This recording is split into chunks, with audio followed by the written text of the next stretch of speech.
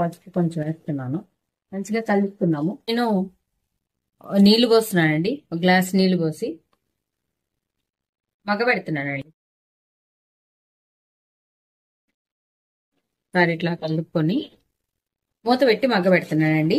ఇది ఉడకాలి కాబట్టి మనకి బీన్స్ మూత పెట్టి మగ్గబెడుతున్నాను. మధ్య మధ్యలో ఒకసారి చెక్ చేసుకోండి. వాటర్ ఏమన్నా పడితే పప్పు పోసుకోండి.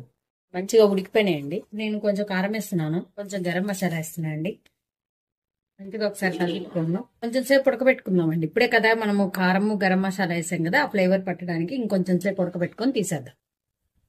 ఇప్పుడు కొంచెం కొత్తిమీర వేసుకుందామండి. అంతే అండి, అయిపోయింది. బీన్స్ టమోటా కూర రెడీ అయిపోయింది. ఇప్పుడు ఒక బౌల్లో తీసుకుందాం మొత్తం కూడా.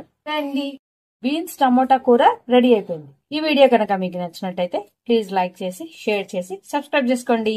Thank you for watching Sravya's recipes.